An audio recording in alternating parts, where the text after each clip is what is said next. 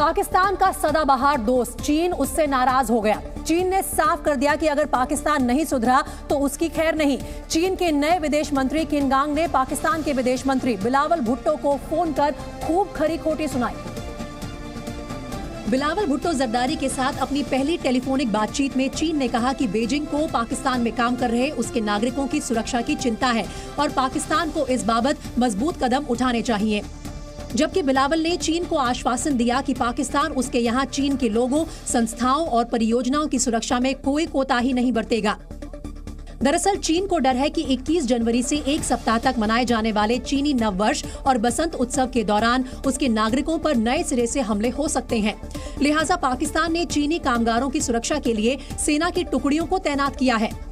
पिछले साल अप्रैल में कराची विश्वविद्यालय में हुए एक आत्मघाती बम हमले में 3 चीनी शिक्षक मारे गए थे। अलगाववादी संगठन बलोच लिबरेशन आर्मी ने हमले को अंजाम दिया था। BLA बलूचिस्तान में चीन के निवेश का विरोध करता है और उसका आरोप है कि चीन और पाकिस्तान खनिज संसाधनों से भरपूर उनके प्रांत का दोहन कर रहे हैं। वैसे पाकिस्तान की राजनीति का स्तर कितना गिर गया है, इसका अंदाजा इसी बात से लगाया जा सकता है कि पाकिस्तान के गृह मंत्री राणा सनाउल्लाह पर किसी ने जूता फेंक दिया। ये वाकया तब पेश आया जब राणा सनाउल्लाह पंजाब विधानसभा से लौट रहे थे। गनीमत ये रही कि हमले के वक्त राणा सनाउल्लाह अपनी कार के अंदर बैठे थे और जूता उनकी कार के पास से गुजर रहे पत्रकारों के बीच जाकर गिरा। हमले के बाद राणा सनाउल्लाह के ड्राइवर ने थोड़ी देर के लिए कार रोक दी, लेकिन उनके सुरक्षा गार्डों के इशारे के बाद वो आगे बढ़ गए। इस हमले के बाद सनाउल्लाह की सुरक्षा कड़ी कर दी गई। राणा सनाउल्लाह पर जूता फेंकने वाले हमलावर की पहचान नहीं हो सकी है, लेकिन बताया जा रहा है कि उन पर जूता फेंकने वाला PTI यानी इमरान खान की पार्टी का कार्यकर्ता है। दरअसल राणा सनाउल्लाह इमरान खान पर जुबानी हमले करने के साथ उन्हें कई बार आगाह कर चुके हैं कि वो देश में अराजकता फैलाने की कोशिश ना करें, वरना अंजाम बुरा होगा। ऐसे में कयास लगाए जा रहे हैं कि इसी से नाराज होकर किसी PTI कार्यकर्ता ने उनकी तरफ जूता उछाला। वहीं पाकिस्तान के पूर्व प्रधानमंत्री और पाकिस्तान तहरीक इंसाफ के नेता इमरान खान की मुश्किलें कम होती हुई नहीं दिख रही। पाकिस्तान के इलेक्शन कमीशन ने इमरान खान को चुनाव लड़ने से अयोग्य करार दिए जाने के बाद एक और झटका दिया है। इस बार इलेक्शन कमीशन ऑफ पाकिस्तान ने इमरान खान के साथ उनकी पार्टी के फवाद चौधरी और असद उमर के खिलाफ चुनाव आयोग की अवमानना और अदालत की अवमानना के मामले में जमानती गिरफ्तारी वारंट जारी किया। हालांकि इमरान खान के करीबी फवाद चौधरी ने इलेक्शन कमीशन को आड़े हाथों लिया और कहा कि इलेक्शन कमीशन ने देश का बेड़ा गर्क कर रखा है।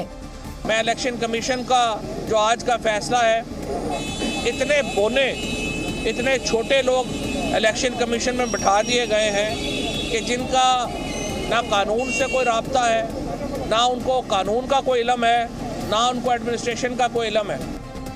फवाद चौधरी यही नहीं रुके, उन्होंने कहा कि वो इलेक्शन कमीशन के वारंट वाले ऑर्डर के खिलाफ अदालत में अपील करेंगे। इलेक्शन कमिश्नर ने अपने मेंबरान के जरिए आज जो वारंट जारी करवाया उसकी कोई कानूनी हैसियत नहीं है। हम तौहीन अदालत में जा रहे हैं इलेक्शन कमिश्नर मेंबरान के खिलाफ जिन्होंने आज का ये वारंट जो है वो जारी किया। दरअसल इमरान खान ने अगस्त 2022 में इस्लामाबाद में एक रैली के दौरान एक महिला जज के खिलाफ विवादित टिप्पणी की थी। इसके अलावा उन्होंने रैली में टॉप पुलिस अधिकारियों, चुनाव आयोग और अपने राजनीतिक विरोधियों के खिलाफ भी टिप्पणी की थी। लिहाजा पाकिस्तान तहरीक इंसाफ के मुखिया इमरान खान पर तभी से इलेक्शन कमीशन कार्रवाई की तलवार लटकाए हुए है। इलेक्शन कमीशन ने तो इमरान को PTI के अध्यक्ष पद से हटाने का फरमान भी जारी किया हुआ है, जिसके खिलाफ भी इमरान के वकील कोर्ट में केस लड़ रहे हैं और इसमें लाहौर हाई कोर्ट ने एक बड़ा फैसला सुनाया। लाहौर हाई कोर्ट ने इमरान को पार्टी अध्यक्ष पद से हटाने के फैसले की सुनवाई के लिए जजों की एक फुल बेंच बनाने का निर्देश दिया, जिसकी अगुवाई लाहौर हाई कोर्ट के चीफ जस्टिस करेंगे। इमरान खान को पार्टी सरबराही से हटाने के लिए दरखास्त की समाअत अदालत ने केस की समाअत के लिए फुल बेंच बनाने की सिफारिश कर दी है। जस्टिस जवाद हसन ने केस मजीद समाअत के लिए चीफ जस्टिस को भिजवा दिया। पाकिस्तान मीडिया की माने तो इस मामले में अगली सुनवाई 25 जनवरी को होगी, लेकिन कयास ये लगाए जा रहे हैं कि उनकी चेयरमैनशिप जा सकती है। यही नहीं, जानकारों का तो ये भी मानना है कि जिस तरह इमरान खान पाकिस्तान के अलग अलग विभागों पर टिप्पणियां कर रहे हैं, उसकी वजह से वो जेल भी जा सकते हैं। अब इमरान खान पे जो उनके दो साथियों पे जो लगी है तो वो लगी है क्रिमिनल कंटेम्प्ट। उसमें लिखा हुआ है कि वो सजा दे सकता है, इलेक्शन कमीशन पाकिस्तान 3 साल की सजा दे सकता है। पाकिस्तान में आतंक मचाने वाले तहरीके तालिबान पाकिस्तान को लेकर पूर्व प्रधानमंत्री इमरान खान अपनी ही सरकार के खिलाफ मैदान में उतर आए। तालिबान खान नाम से पुकारे जाने वाले इमरान खान ने कहा कि तालिबान से पंगा लेना पाकिस्तान को गृह युद्ध में झोंकने जैसा होगा। जबकि वीडियो कॉन्फ्रेंसिंग के जरिए जनता को संबोधित करते हुए इमरान खान बोले कि तालिबान पर शहबाज सरकार की ओर से आ रहे बयान बेहद गैर जिम्मेदाराना है। और खतरनाक चीज नजर आ रही, एक दो गैर जिम्मेदार वो वजीर जिनको अकल भी नहीं है, समझ भी नहीं है, उनको पूरे ना समझ है अफगानिस्तान का सिचुएशन क्या है, ना उनको हमारे ये बॉर्डर एरियाज में मर्ज डिस्ट्रिक्ट्स का पता क्या है, वो बड़ी गैर जिम्मेदाराना स्टेटमेंट्स दे रहे हैं कि हम अफगानिस्तान में जाके हमले करेंगे और पता नहीं क्या करेंगे। इमरान खान ने सरकार को चेतावनी भरे अंदाज में कहा कि अफगानिस्तान की तालिबान सरकार अगर पाकिस्तान से नाराज हो गई तो इसके बहुत बुरे नतीजे भुगतने पड़ सकते हैं।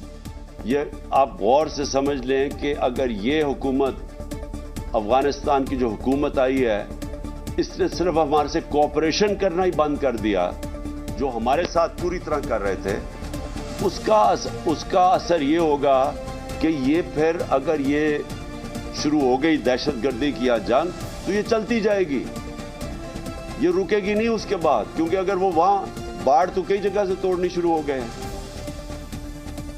और इस दौरान इमरान खान ने आरोप ये भी लगाया कि पाकिस्तान के विदेश मंत्री बिलावल भुट्टो पूरी दुनिया के चक्कर लगाते नजर आ रहे हैं, लेकिन अफगानिस्तान क्यों नहीं गए, जबकि वहां जाना सबसे ज्यादा जरूरी है। यही नहीं, इमरान खान ने यह भी कहा कि पाकिस्तान की सरकार को अफगान तालिबान से संबंध सुधारने की पहल करनी चाहिए। लेकिन अगर आपने इस वक्त उनके साथ ताल्लुकात खराब कर लिए तो ये मैं आपको बता दूं कि ये हमारे लिए अजाब बन जाएगी, ये वॉर ऑन टेरर, ये जो अब नई अपनी वॉर ऑन टेरर हम शुरू कर रहे हैं। तालिबान का समर्थन करते हुए इमरान खान ने पाकिस्तान की मौजूदा सरकार को सुझाव दिया कि जितनी जल्दी हो सके अफगानिस्तान के साथ रिश्ते सुधारे, जबकि उन्होंने कहा कि अगर पाकिस्तान ने अमेरिका की मदद ली तो तालिबान देश में खून खराबा मचा देंगे। अगर हमने फिर से अमेरिका की मदद ली तो याद रखें, जब ड्रोन अटैक्स अमेरिका करता था, जब वो ड्रोन अटैक्स करता था, कबायली 400 से ऊपर ड्रोन अटैक्स किए थे जब ये नवाज शरीफ और आसिफ जरदारी मुल्क के सरबराह थे, तो जो सारा बदला लिया जाता था, जिनके लोग मरते थे, जिनके बीवी बच्चे मरते थे, जिनके रिश्तेदार मरते थे ड्रोन अटैक्स में कबायली इलाके में, वो बदला पाकिस्तान से लेते थे। मध्य प्रदेश के इंदौर में ग्लोबल इन्वेस्टर्स समिट का आगाज हो गया है। 7वें ग्लोबल इन्वेस्टर्स समिट में देश विदेश के निवेशक पहुंचे हैं। इन्वेस्टर्स समिट को संबोधित करते हुए पीएम मोदी ने कहा, भारत की अर्थव्यवस्था तेजी से आगे बढ़ रही है। कर्नाटक विधानसभा चुनाव के लिए कांग्रेस ने अपने चुनाव अभियान की शुरुआत कर दी है। कांग्रेस प्रदेश अध्यक्ष डीके शिव कुमार और पूर्व सीएम सिद्धारमैया ने बेलगावी से पीपल्स वॉइस यात्रा शुरू की। यूपी के ग्रेटर नोएडा में लंबे इंतजार के बाद ऑटो एक्सपो का आगाज हो गया।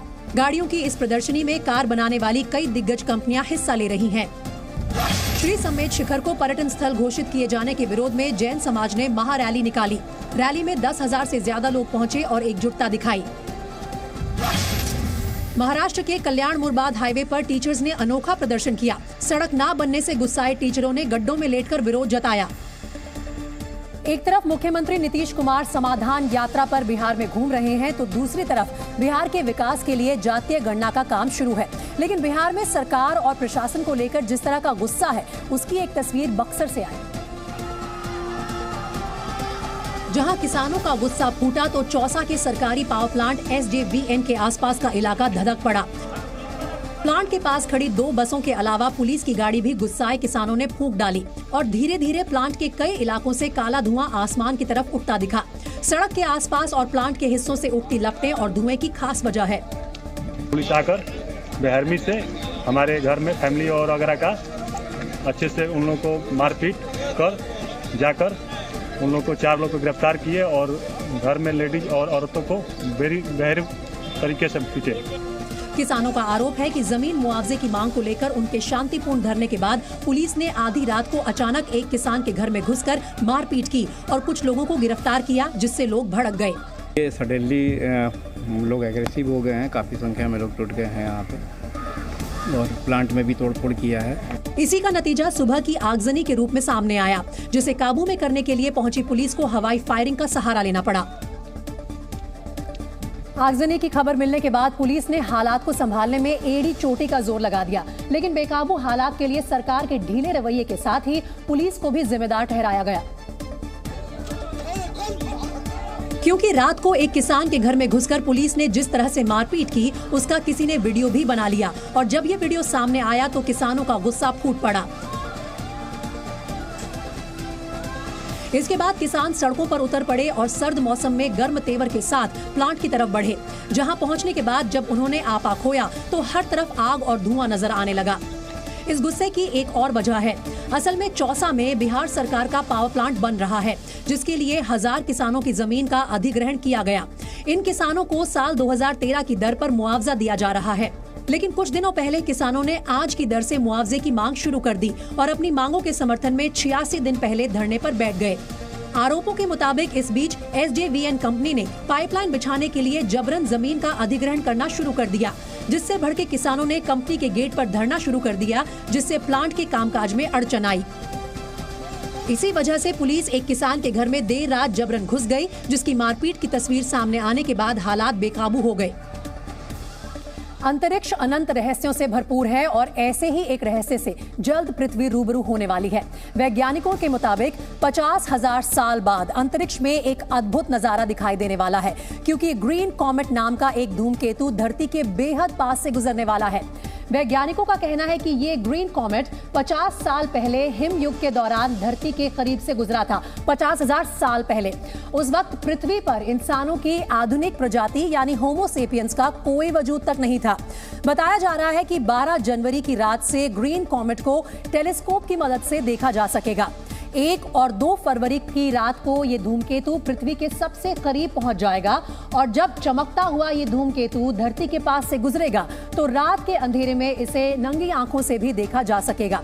कहने को तो ये धूमकेतु पृथ्वी के पास से गुजरेगा, लेकिन तब भी पृथ्वी से उसकी दूरी करीब 4.25 करोड़ किलोमीटर होगी। वैज्ञानिकों के मुताबिक आसमान में ये धूमकेतु चमकीले हरे रंग का दिखाई देगा, जिसकी वजह से इसे पहचानने में आसानी होगी। उत्तर भारत में कोहरे की वजह से सड़क हादसे जारी हैं। यूपी और बिहार में बीती रात कई हादसे हुए। बिहार के बगा में कोहरे की वजह से जायलो कार और ट्रैक्टर के बीच टक्कर हो गई और टक्कर इतनी जबरदस्त थी कि ट्रैक्टर के 2 टुकड़े हो गए। ट्रैक्टर के ड्राइवर सहित करीब आधा दर्जन लोग जख्मी हो गए। आसपास के लोगों की मदद से कार और ट्रैक्टर के अंदर दबे लोगों को बाहर निकाला गया। जायलो गाड़ी भी बुरी तरह टूट गई। जायलो में 16 लोग सवार थे, सभी को अस्पताल में भर्ती कराया गया है। वहीं यूपी के इटावा में घने कोहरे की वजह से नेशनल हाईवे पर आधा दर्जन से ज्यादा गाड़ियां आपस में टकरा गई। इसमें रोडवेज की बस भी शामिल है। चश्मदीदों का कहना है कि हाईवे पर कोहरे के बीच खनन अधिकारी गाड़ियों की चेकिंग कर रहे थे। उसी दौरान कोहरे में विजिबिलिटी कम होने की वजह से गाड़ियां एक दूसरे से टकरा गई। हादसे में कई लोग घायल हुए हैं। ये सब उन्हीं के कारण है जो रोड पे चेकिंग कर रहे हैं, लोग डर के मारे भाग रहे हैं। यूपी के रायबरेली में भी कोहरे की वजह से दर्दनाक हादसा हो गया। सड़क किनारे ढाबे पर चाय पी रहे लोगों को डंपर ने रौंद दिया। हादसे में मौके पर ही 3 लोगों की मौत हो गई। चश्मदीदों के मुताबिक डंपर कोहरे के चलते घुमावदार सड़क पर बने ढाबे को देख न सका और उसे रौंदता हुआ पलट गया। यूपी के जालौन में भी घने कोहरे में 7 गाड़ियां आपस में टकरा गई।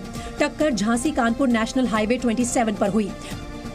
टक्कर में पुलिस की गाड़ी भी चपेट में आ गई। हादसे में 7 लोग घायल हुए, जिन्हें मेडिकल कॉलेज में भर्ती कराया गया। पूरे उत्तर भारत में ठंड का सितम जारी है। हालांकि राहत की बात यह है कि मौसम विभाग ने उत्तर भारत के मैदानी इलाकों में अगले 4 दिनों तक शीतलहर से राहत मिलने का अनुमान जताया है। लेकिन दिल्ली, यूपी, पंजाब और हरियाणा समेत उत्तर भारत के कई राज्यों में कोहरा और धुंध छाया रहेगा। बुधवार सुबह भी दिल्ली, पंजाब, हरियाणा और यूपी में ज्यादातर इलाकों में कोहरा छाया रहा। एकदम से ठंड एकदम ज़्यादा हो गई है और विजिबिलिटी भी जिसके कारण बिल्कुल 0 हो चुकी है। कुछ भी दिखाई नहीं दे रहा, मतलब भी बहुत काफ़ी पै रही है जिसके करके विजिबिलिटी बहुत डाउन हो चुकी है। मौसम विभाग ने बारिश का भी अलर्ट जारी किया है। मौसम विभाग के मुताबिक जम्मू कश्मीर समेत बाकी पहाड़ी राज्यों में तेज जबकि मैदानी इलाकों में हल्की बारिश हो सकती है। पश्चिमी विक्षोभ के कारण न्यूनतम तापमान में 2 से 4 डिग्री सेल्सियस तक की वृद्धि हो सकती है। रात का तापमान में थोड़ा थोड़ा बढ़ रहा है और कोल्ड वेव नहीं है। तो बाकी जो रहा कोहरा का चादर, वो कोहरा का चादर काफ़ी मतलब घना है। हालांकि मौसम विभाग का ये भी अनुमान है कि 14 जनवरी से ठंड दोबारा परेशान करेगी और तापमान में भी गिरावट आएगी। दिल्ली की बात करें तो सफदरजंग इलाके में सुबह 6 बजे न्यूनतम तापमान 5.9 डिग्री सेल्सियस दर्ज किया गया। दिल्ली में जनवरी में कोहरे ने पिछले 3 साल का रिकॉर्ड तोड़ दिया है, क्योंकि जनवरी महीने में दिल्ली में करीब 50 घंटे कोहरा रहा, जो साल 2019 के बाद सबसे ज्यादा है। यही नहीं, मौसम विभाग के मुताबिक दिल्ली एनसीआर वालों ने 10 सालों में सबसे लंबी शीतलहर बीते 10 दिनों में झेली है। दिक्कत तो हो रही है, आने जाने में ठंड है तो इसके कारण ठंड तो पड़ रही है, तो दिक्कतें हो रही हैं आने जाने में। जहाँ तक मुझे समझ में आ रहा है ना कि पिछले 8-10 सालों का तो रिकॉर्ड टूटा है इस बार। दिल्ली में बुधवार को भी कोहरे और ठंड की वजह से हवाई और ट्रेन सेवाएं प्रभावित रही। मौसम विभाग के मुताबिक दिल्ली में बूंदाबांदी भी देखने को मिल सकती है। कुपवाड़ा के माछिल सेक्टर में बर्फ खिसकने की वजह से ड्यूटी निभा रहे सेना के 3 जवान शहीद हो गए। तीनों जवान फॉरवर्ड पोस्ट की तरफ बढ़ रहे थे, तभी हिमस्खलन हो गया और तीनों जवान गहरी खाई में जा गिरे। सेना के मुताबिक तीनों जवान 10 जनवरी शाम 5:30 बजे रूटीन ऑपरेशन टास्क पर थे। तीनों जवान फॉरवर्ड पोस्ट की तरफ जा रहे थे। बर्फ के चट्टानों से होता हुआ रास्ता बहुत संकरा था। उसी वक्त अचानक बर्फ टूट गई। बर्फ टूटने से तीनों जवान फिसल गए और गहरी खाई में गिर गए। हादसे के बाद तुरंत रेस्क्यू और सर्च ऑपरेशन चलाया गया। बुधवार सुबह 4:15 बजे तीनों जवानों के शवों को तलाश कर लिया गया। शहीद होने वाले जवानों में शामिल है 43 साल के नायब सूबेदार पुरुषोत्तम कुमार, जो जम्मू के रहने वाले थे, 39 साल के हवलदार अमरीक सिंह, जो हिमाचल प्रदेश के ऊना के रहने वाले थे, और हमीरपुर के रहने वाले 23 साल के सिपाही अमित शर्मा। अमेरिका में आज एक तकनीकी खामी के चलते सभी फ्लाइट्स ठप हो गई। जानकारी के मुताबिक notice to air mission system में खराबी के चलते सभी उड़ानें रोक दी गई। इस कारण 1200 से ज्यादा उड़ानों पर असर पड़ा। अमेरिकी इतिहास में पहली बार इतनी बड़ी टेक्निकल खराबी सामने आई है। इस बीच FAA का भी बयान सामने आया है। FAA ने अब तक की जांच के आधार पर कहा है कि ये साइबर अटैक का मामला नहीं है। एयर फ्रांस ने कहा है कि उसकी उड़ानों पर कोई असर नहीं पड़ा है। भारत से अमेरिका की उड़ानें भी प्रभावित नहीं हुई हैं। और वहीं इससे जुड़ी इस वक्त एक ब्रेकिंग अपडेट आ रही है। अमेरिका की तरफ से बताया जा रहा है कि सभी उड़ान लैंडिंग के लिए तैयार हैं। एयरपोर्ट पर विमानों की लैंडिंग बहाल की जा चुकी है। पायलट्स को नोटैम सिस्टम चेक करने के निर्देश दिए गए हैं। इस वक्त ये बड़ी अपडेट आ रही है कि काफी लंबे अंतराल के बाद जब ये फ्लाइट इंटरप्शन हुआ, उसके बाद अब सभी उड़ान लैंडिंग के लिए तैयार हैं और तमाम पायलट्स को नोटैम सिस्टम चेक करने के निर्देश दिए गए हैं।